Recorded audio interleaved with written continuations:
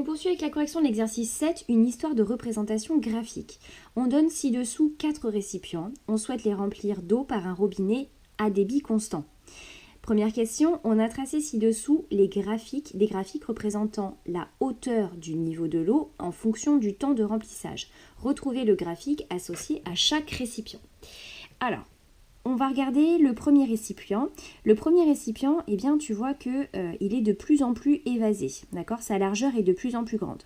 Donc, ce qui va se passer au début, ça va se remplir assez rapidement. Tu vois ? Par exemple, sur une unité de temps, on a rempli cette hauteur-là. Et sur la même unité de temps, eh bien, tu vois, on aurait rempli cette partie-là. Puisque tu as ici un récipient qui est de plus en plus évasé.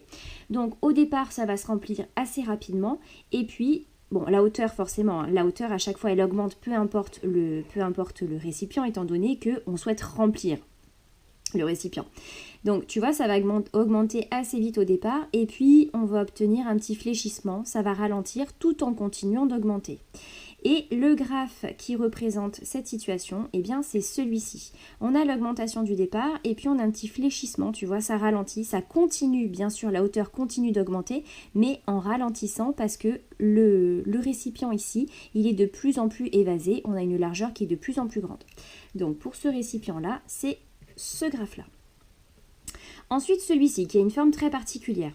Ici, la largeur, elle est constante sur une première partie du récipient. Alors, le récipient est assez étroit. Donc ici, eh bien, ça va se remplir de façon constante, puisque la largeur n'augmente pas, de façon linéaire et assez rapide. Et puis ici, alors, sur toute cette partie-là, la largeur, elle sera la même, d'accord ? Par contre, c'est plus large qu'au début. Donc ici, on va obtenir une espèce de plateau. Ça va ralentir tout en continuant d'augmenter. Et puis, comme le récipient se resserre de nouveau, ça va réaugmenter. En gros, on a 3 phases. Une accélération assez rapide, un ralentissement, puis ça réaccélère. C'est clairement ce graphe-là qui est associé à ce récipient-là. Hop.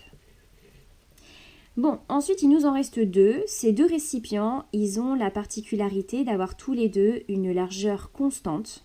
Tu vois, on n'a pas de différence comme on avait ici pour les 2 premiers récipients. On va donc avoir une vitesse de remplissage qui sera linéaire, d'accord ? C'est pour ça qu'on obtient ici les 2 droites. Par contre, il y a une différence entre les 2 graphes et les 2 récipients, c'est que celui-ci, il est déjà rempli.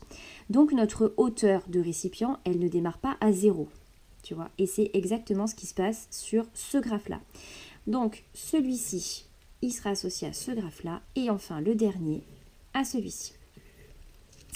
Et enfin, question 2. Pour chaque récipient, déterminer en justifiant si la hauteur du niveau de l'eau est proportionnelle au temps de remplissage, pendant la période de remplissage, évidemment.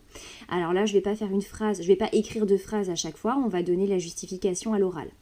Alors, ici, on n'est clairement pas dans une situation de proportionnalité. Ici, le niveau de l'eau n'est pas proportionnel au temps de remplissage, puisque la représentation graphique que j'obtiens, ce n'est pas une droite qui passe par l'origine du repère. J'ai bien ici un début, mon graphe commence bien à l'origine du repère, par contre, je n'obtiens pas ici une droite. Donc, ici, ce n'est pas proportionnel.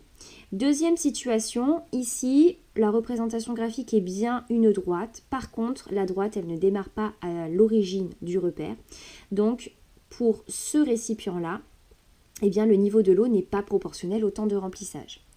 Ensuite, pour le récipient suivant et ce graphique-là, j'ai ici, je démarre bien à l'origine du repère. Par contre, la représentation graphique, ce n'est pas une droite. Donc, pour ce récipient-là, la hauteur du niveau de l'eau n'est pas proportionnelle au temps de remplissage.